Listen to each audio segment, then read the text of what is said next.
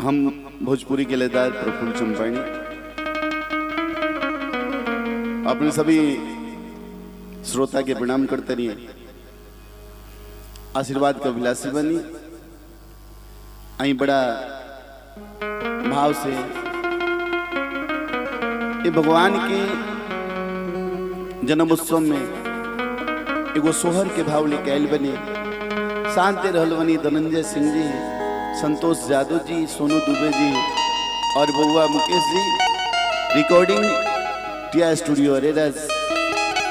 आशा करतनी ये सोहर अपने सबन के बड़ा निक लगे, मनभावन लगे। भाव रहल कैसे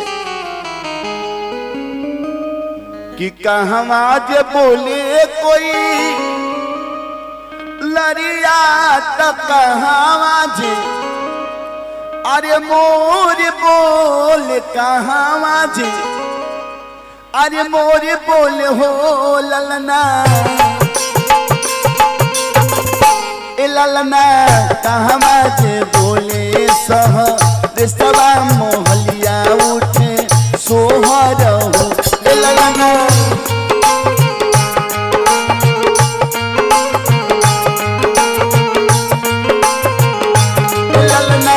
कहवा जे बोले सह रिश्तवा मोहलिया उठे सोहर हो।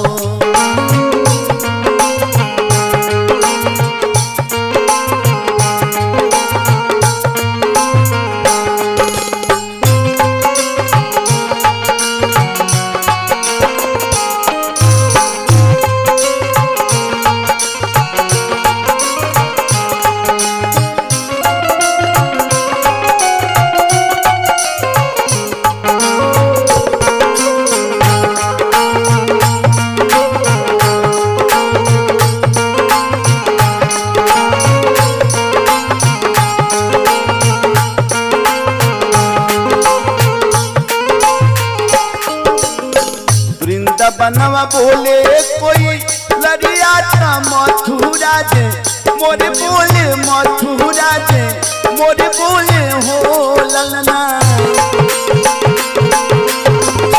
ए ललना गोखुला में बोले सह रिश्तवा मोहलिया उठे सोहर हो।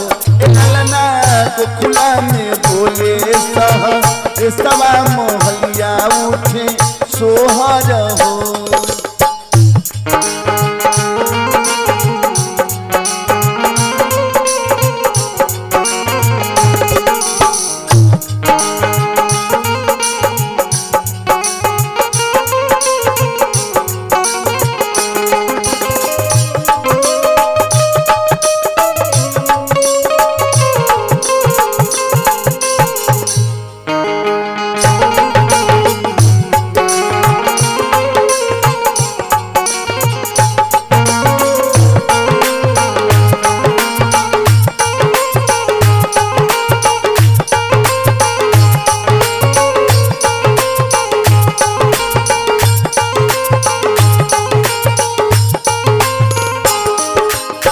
केकरा गोदी जनमेला लनवा के करा खुशी, मनवा के करा खुशी, मनवा नु हो ललना, ए ललना केकरा घर बाजेला बा जनवा मोहलिया उठे सोहर हो। ए ललना केकरा घर बाजेला बा जनवा मोहलिया उठे सोहर हो।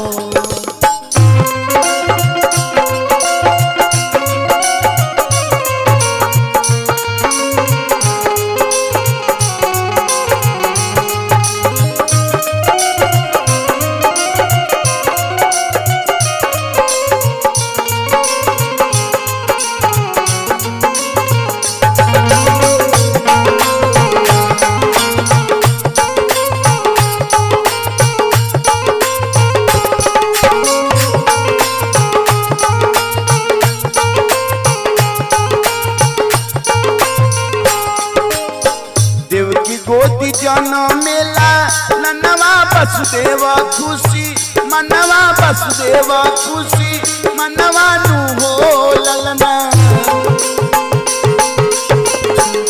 ललना नंद घरे बाजेला बा जनवा मोहलिया उठे सोहर हो ललना नंद घरे बाजेला